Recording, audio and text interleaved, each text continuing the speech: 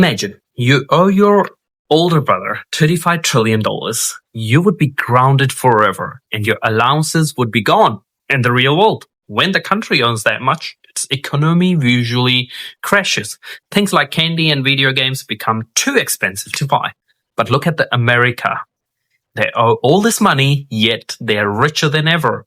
How? Because they built a giant, invisible global money vacuum. This machine forces the rest of the world to send their cash straight to US. Today, we'll look at how this machine works and why small countries like New Zealand are caught into the middle.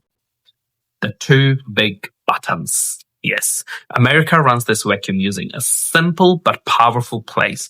Let's look at the first two buttons. Button one is the energy toll booth.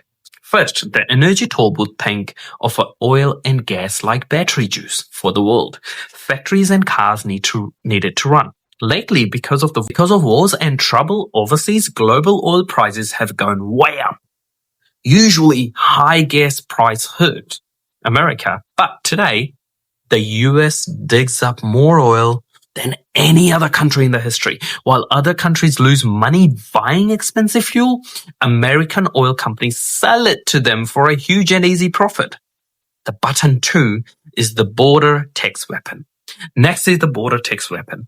America puts a new 10% to 50% tax called a tariff on almost everything coming into the country.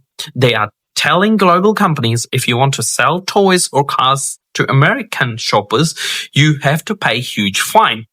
Unless you move your factories inside America to survive, the big companies are packing up and moving to the US. Part 3 is the golden tickets and secret wallets. The button 3 is the global ticket magnet. Then comes the global golden ticket magnet. America owns the coolest tech of the future. Like OpenAI and Elon Musk's SpaceX, which is worth crazy $1.77 trillion. Wall Street only sells a tiny bit of these companies, and it's like releasing only 5 rare Pokemon cards into a room of 1,000 Kiwis. Everyone panics, fight over them, and bids the price sky high. This traps foreign money inside American banks. The Pentagon's secret wallet. Correct, that nobody talks about it. People think companies like Apple or Google just invented smartphones in a garage, but almost all modern techs were actually paid for by the US military. The internet GPS and microchips all started as secret military projects. The US military spends billions on this research. Once it works, they hand it to American companies who turn it into cool gadgets like iPhones. The whole world gets addicted and pays trillions of dollars back to the US for tech that military taxes already paid for.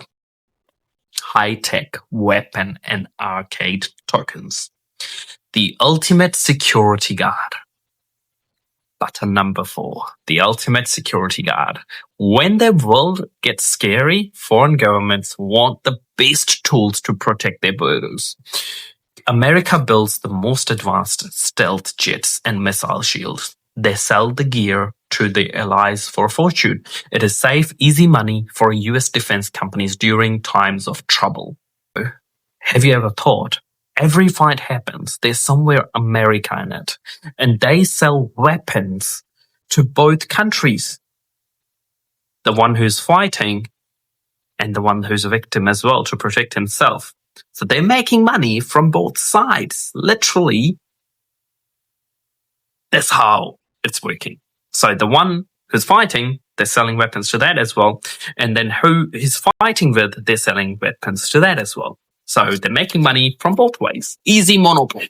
And if any other countries try to do, most important part, the mandatory arcade token. Why does the world agree to this game? Because global market is set up like an arcade. If you want to buy oil, weapons, or SpaceX stocks, the rules say you must pay in US dollars.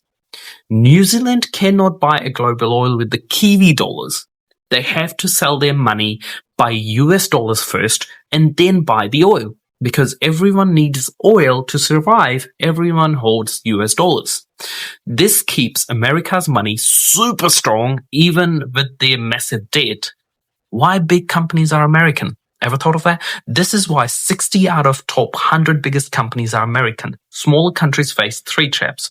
The buyout trap. When a cool startup grows in New Zealand or Europe, it needs a big money. Only Wall Street has that much cash, so the American giants just buy the foreign startup early. Strict rules. Other countries have strict laws about privacy and monopolies. US law allows big companies to grow unchecked and crush smaller rivals. Brain drain. American companies make so much money they can pay double. The smartest engineers pack their bags and move to US, leaving their home countries behind. The splash zone. When a giant vacuum turns on, everyone feels the wind. New Zealand lives by selling great things to the world, like milk, meat, and fruits. But new US tariffs will hit Kiwi farmers, raising tax on their goods from 10% up to 15%. That is totally unfair because New Zealand only charges a tiny 1.5% tax on US goods. Plus, the US ended a rule that let small packages enter tax-free, hurting small Kiwis' online shops. The central bank trap. This puts New Zealand's Reserve Bank in a trap. In the short term, because the US blocks global goods, those products flood into open markets like New Zealand instead. This means too many items on local shelves, which makes price drop temporarily. But this is a trick. In the long term, trade wars break global shipping routes, making parts and moving them across the ocean becomes slow and expensive. Eventually, this brings back high inflation, making everyday life harder for Kiwi families. The smoke screen. Okay, so why don't New Zealand just copy this masterstroke? Don't we have the brains to do the same thing? Even Dubai did it. It is not a lack of brains. It is a lack of size and power. We do not have a mandatory token. If we force people to buy milk in a Kiwi dollars, they will just buy it from Australia instead.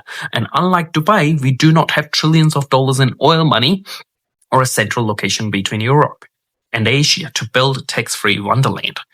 We are a small island at the bottom of the world. We cannot build a giant vacuum because we do not have a power to run it. But here is the real core issues. Why does local news only talk about small arguments? Why are we hyper-focused on political gossips and minor local debates? It is a classic smokescreen. The media wants you looking down at a small domestic issues, so you don't look up at the big picture. America is intentionally breaking the global trading system to build an economic fortress. They are trapping worldwide wealth so that if the US economy goes down, everyone else's go down with them. The rules of global game have changed and smaller nations are being squeezed. Can America survive a $35 trillion debt forever just by vacuuming everyone else's money? Let me know what you think in the comments and we'll talk about it and figure out this money game together.